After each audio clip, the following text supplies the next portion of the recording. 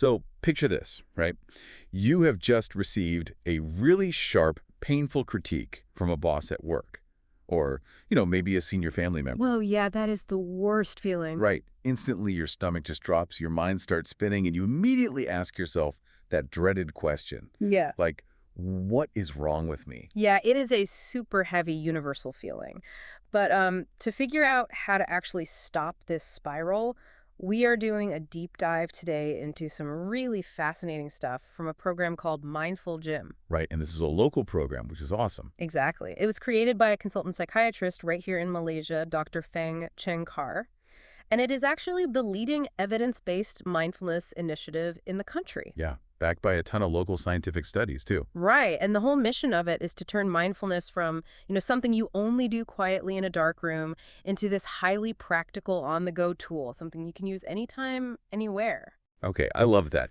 So let's unpack this. We are basically looking for practical ways to shift from that harsh self-judgment to a much more gentle self-understanding, especially when the pressure is really on. Exactly. And the core of this whole approach is a simple but really profound shift in your inner dialogue. We have to stop asking, what is wrong with me? And instead, gently ask, what is happening in me? Okay, wait, let me play devil's advocate for a second here. Sure, go for it. If a senior doctor or a boss scolds me because I made a legitimate mistake on a major project, shouldn't I be asking what's wrong with me so I can, actually fix the problem? I mean, it seems logical, right?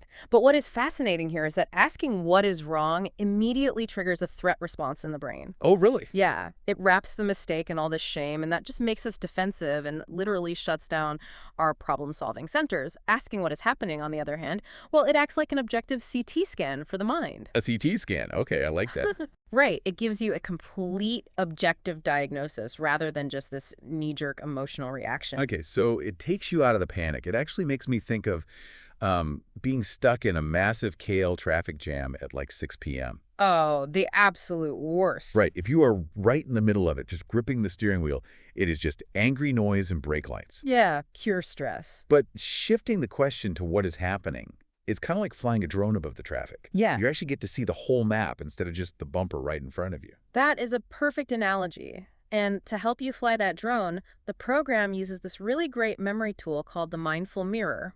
It has 7 parts to basically scan the self. 7 parts, okay. How does that actually look in practice? If I am standing there feeling terrible after getting scolded, how do I untangle all of that? So you start by separating the objective facts from the story you're telling yourself. Part 1 is the situation, just the raw facts. Like, my boss criticized my report. Exactly, just that. Then part 2 is thoughts. You notice the inner story, that little voice saying, I am completely useless. Oh, wow. Yeah, we all have that voice. Right. And part 3 is feelings. You just name it to tame it. You know, like I am feeling anxiety or shame. Okay, so once you separate the facts from the emotional story, you probably have to look at the physical toll, too. Yes. Part 4 is the body. You check in. Do you have a tight chest? Sweaty palms? Getting scolded usually comes with both for me. Yeah, same here. Then part 5 is behavior.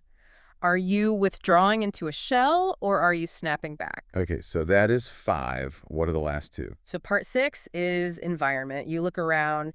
Is the office just incredibly short-staffed and chaotic today? Context matters deeply. Oh, that makes so much sense. If everyone is on edge, it is not just about you. Exactly. And finally, part 7 is the past. This is crucial. You ask, is this triggering an old ghost? An old ghost, like a memory of past humiliation. Yes, exactly. Is that old baggage making this current critique feel way larger and heavier than it actually is? Wow, you realize you're carrying so much more than just that immediate conversation. It is honestly like a really good Cham. Oh, I love that. The mix of bitter coffee and sweet tea. Right. You have to accept the bitter critique. Yeah. But you use the mirror so you don't add all this unnecessary suffering. You mix it with the sweetness of loving care, or Rasa Sayang. Yes. Instead of harshness, you treat yourself with Rasa Sayang. Complete self-understanding. That is the goal of the entire program. Because self-care is we care. Self-care is we care. I love that.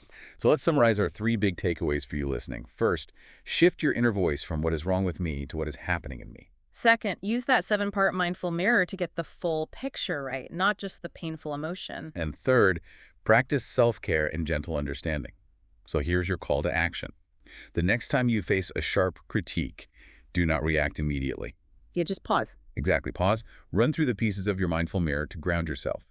Fly that drone above the traffic. And this raises a really provocative question to leave you all with. The next time you feel deeply upset by someone's words, ask yourself this. Are you really reacting to what they just said, or is an old ghost from your past actually pulling the strings?